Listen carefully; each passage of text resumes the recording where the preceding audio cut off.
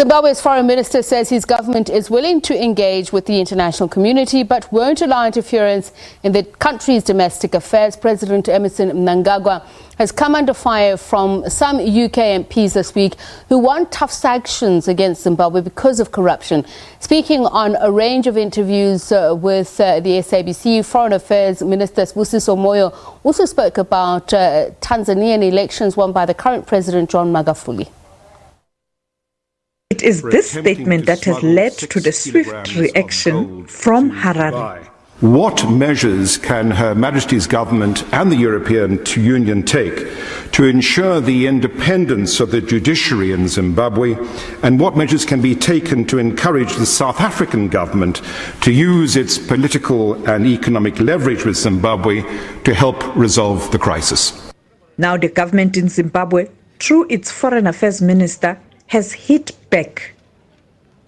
It was unfortunate that the respectful and respected lords debated a country called Zimbabwe in a characteristic manner as if it is still a colony, and forgetting that Zimbabwe is basically a sovereign state. It needed just to be corrected, and the perspective of the respected House of Lords should just be informed that no, that is not the perspective, and they should not basically interfere into the affairs of Zimbabwe. Yes, we are committed to re-engagement. We have actually signed an EPA agreement with the UK, and we want to increase trade with the United Kingdom and everything. And therefore, we do not necessarily, that does not mean that it is a license for internal interference into the affairs of our country. Turning to the SADC region, Moyo has congratulated Tanzania on what he says was a peaceful elections. The process so far of the elections has gone well, and I would like to congratulate the people of Tanzania for having cast their vote under these very difficult circumstances of COVID-19 and a successful election. We believe that the African continent is now mature to actually run efficient and clear elections which are free and fair, and which provide the right of its people to choose its leadership and to actually determine its own self-determination. The opposition in Tanzania has rejected the results. Sophie Mgwenya, SABC News, Johannesburg. Let's expand on this issue a little bit more. We joined by international law expert Dr. Thompson Chengeta. Very good evening to you, and thank you so much for speaking to us, Dr. Chengeta. So the accusations of interfering in the sovereign affairs of Zimbabwe by the country's foreign minister, SP Moyo, who we've just seen, do they have any basis on violating international law? Thank you very much for the invitation. Indeed, I would want to start by agreeing with the views expressed by the Honorable Minister there, because in as far as, for example, Article 41.1 of the 1961 Convention on Diplomatic Relations and Article 51.1 of the 1963 Vienna Convention on Consular Relations, indeed states, including Zimbabwe, the UK and the USA, are bound not to interfere in the internal matters of another state. That is a position in international law. But however, nevertheless, I would want also to emphasize that within the framework of international law, there is also the human rights principle of responsibility to protect. Where nations currently, there is an agreement or a consensus or an emerging norm that says that where one sovereign nation is unwilling or unable to protect its own citizens, then other nations in the international community have an obligation to intervene and protect okay, those so we'll talk about the conventions in just a moment, but I want to talk specifics. What actions fall under prohibited interference in internal matters of a sovereign state versus the oversight that you spoke about to signatories of the Vienna or Geneva Conventions? Ordinarily, as I was saying, all matters relating to the domestic affairs of a state falls within the internal matters of a state. In other words, the jurisdiction of a state where it has powers to resolve that.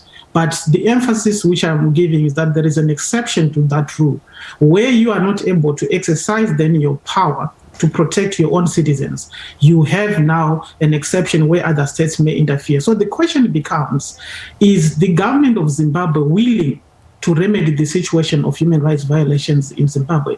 And perhaps the perception there is where many people may express doubts, particularly if you look at the aspects such as that the Motlanthe Commission made certain recommendations, the government has not complied with them. We have issues of corruption being exposed, and instead of prosecution of those responsible, you have journalists getting arrested. You have cases of rape and torture, and instead of the government remedying the situation by properly investigating and protecting victims, you have the government doing the opposite.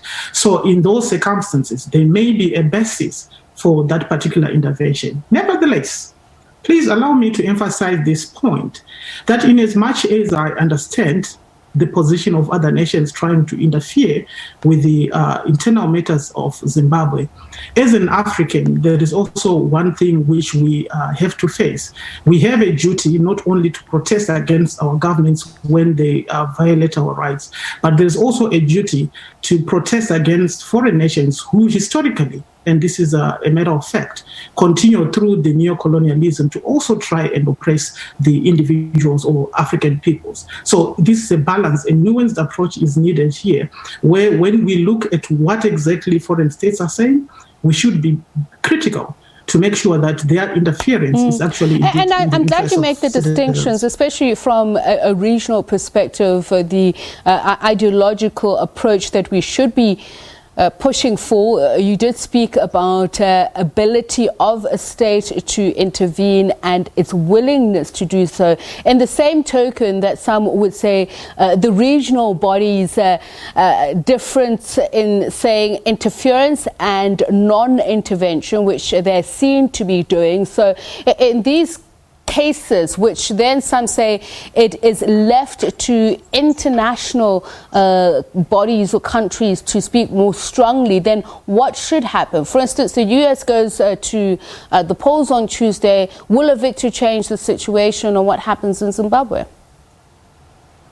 Again, perhaps maybe to be more specific on the case of Zimbabwe, if you see the discussion that was happening in the House of Lords in the UK, where they're talking about sanctions remaining, I think I should, point another important aspect here, which sometimes may pollute the discussion of what's going on in Zimbabwe.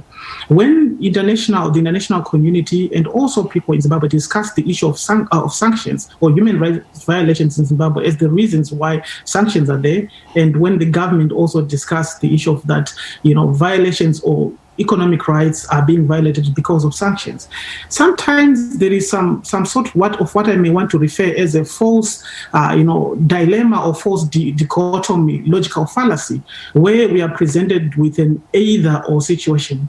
That is either the sanctions which are causing this, or it's not sanctions. And I'm saying I think a nuanced approach is needed here, because particularly you have a situation where Mao government is contributing a certain percentage of the situation that is obtaining in Zimbabwe, and you have also sanctions contributing a certain percentage. And if you look even at international law regarding sanctions, I think the UN Special Rapporteur on the negative impact of the unilateral coercive measures, that is sanctions, they've admitted that actually sanctions violate international law, that sanctions cause suffering for citizens. But so the important aspect here, at least from my perception, is for the government, if you're talking of solutions, to not create some sort of a straw man, that when they're criticized, they should not simply say it's because of sanctions. Take accountability. Take away accountability where you're doing wrong, and also the international community, when they are criticized because of these sanctions, which the UN law actually have admitted that actually cause untold suffering, also take accountability. So it is only a sincere approach to the matter that can resolve the situation, at least from my perspective. It's a pity we have run out of time, but thank you so much, international law expert Dr. Thompson Chengeta.